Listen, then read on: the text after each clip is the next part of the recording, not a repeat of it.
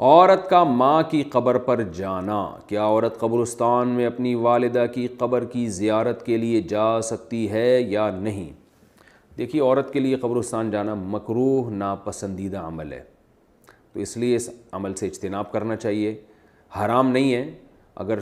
مکمل سخت پردے کی پابندی میں زندگی میں ایک آدھ دفعہ چلی جائے اور وہاں جا کے کوئی بے پردگی بھی نہ ہو اور رونا دھونا بھی نہ ہو اور قبرستان کے آداب کا بھی خیال ہو، اور ایسا بھی نہ ہو کہ ایک دو کے جانے سے عورتوں میں یہ رواج ہی چل نکلے کہ سبھی جا رہی ہیں قبرستان، تو ان تمام چیزوں کا اگر ایسا خطرہ نہ ہو تو پھر ایک آدھ دفعہ کوئی خاتون اگر قبر پہ چلی جائیں تو اس کی گنجائش ہے، لیکن بہرحال اس عمل کی حوصلہ افزائی نہیں کی جا سکتی، کیونکہ جب اس طرح ایک آدھ جائیں گی تو پھر ظاہر ہے پھر خواتین تو پھر جانا شروع کر دیں گی، تو اس کو اس شریعت میں پسند نہیں کیا گیا۔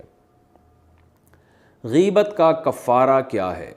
کسی کی غیبت کرنا حقوق العباد میں آئے گا یا حقوق اللہ میں آئے گا؟ نیز اس کی تلافی کا کیا طریقہ ہوگا؟ محمد فیضان لکھنؤ سے۔ دیکھیں، غیبت اصل میں تو غیبت سے بچنا حقوق العباد ہے، لیکن ہر حقوق العباد اصل میں اللہ کے حقوق بھی ہیں، کیونکہ اللہ نے بھی اس سے روکا ہے۔ اب جب آپ کسی کی غیبت کرتے ہیں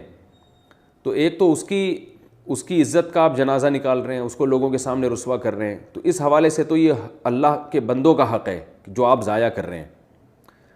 لیکن اللہ نے ہمیں غیبت سے منع کیا ہے، تو آپ غیبت کر کے اللہ کے حکم کو توڑ کر اللہ کا حق بھی ضائع کر رہے ہیں۔ تو جتنے بھی حقوق العباد ہیں نا، وہ بھی حقیقت میں حقوق اللہ ہی ہیں۔ ان کو حقوق العباد اس لیے کہہ دیا جاتا ہے کہ ان سے براہ راست نقصان جو ہو رہا ہوتا ہے وہ بندوں کو ہو رہا ہوتا ہے، اس لیے کہہ دیا جاتا ہے، ورنہ حقیقت میں جو حقوق العباد ہیں وہ اللہ کے حقوق بھی وہی ہیں۔ تو اس لیے غیبت سے بچنا چاہیے، اور قرآن مجید میں اللہ نے کیا فرمایا؟ ایحب احدکم ان یاکل لحم اخیہ میتا فکرہتموہ، تم چاہتے ہو کہ اپنے مردہ بھائی کا گوشت کھاؤ تو اس کو تم ناپسند کرو گے۔ تو مردہ بھائی کا گوشت کھانا، کیونکہ مردہ اپنا دفاع نہیں کر سکتا، تو جس کی غیبت کی جا رہی ہے وہ موجود نہیں ہے، وہ بھی بیچارہ اپنا دفاع نہیں کر سکتا، تو اس لیے اللہ نے اس کو یوں حکم دیا ہے کہ ایسے جیسے مردہ کا گوشت کھانا۔ باقی اگر غیبت ہو گئی ہے تو اس کی تلافی کا کیا طریقہ ہوگا؟ تلافی کا ایک غلط طریقہ ہے، ایک صحیح طریقہ ہے۔ غلط طریقہ یہ ہے کہ آپ نے جس کی غیبت کی ہے اس کو جا کے آپ بتائیں کہ بھائی جان میں نے آپ کی غیبت کی ہے، میں آپ سے معافی مانگتا ہوں۔ اب اس کے دل میں یہ وسوسے آنا شروع ہو جائیں گے، پتہ نہیں کیا غیبت کی ہے، پتہ نہیں کیا کہا ہے اس نے۔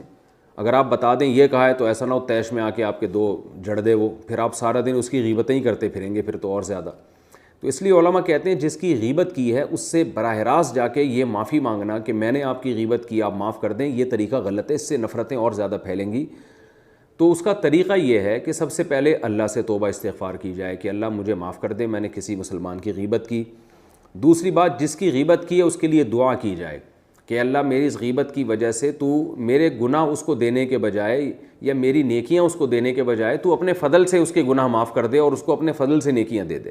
دوسرا کام ہو گیا۔ تیسرا کام یہ کہ غیبت کر کے آپ نے اس کی عزت کا جنازہ نکالا ہے، لوگوں کے سامنے اس کو رسوا کیا ہے، تو اب جو اس کی ذلت ہوئی ہے نا معاشرے میں، اس کی تلافی کریں، اس کی عزت بحال کریں،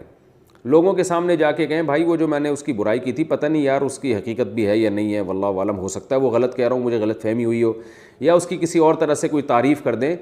کیونکہ غیبت کر کے آپ نے اس کی عزت میں کمی کی ہے، تو اب اس کی تلافی یہی ہوگی کہ اس کی جو پہلے عزت تھی وہ بحال کر دی جائے۔ تو اس طرح سے جو ہے وہ تلافی غیبت کی ہو سکتی ہے۔ اور پھر بھی اگر یہ عادت نہ چھوٹے نا غیبت کی، تو پھر صدقہ خیرات اپنے اوپر لازم کرنا چاہیے، اور یہ ارادہ کرنا چاہیے کہ مجھ سے جب بھی غیبت ہوگی میں اتنے پیسے اللہ کی راہ میں صدقہ کروں گا۔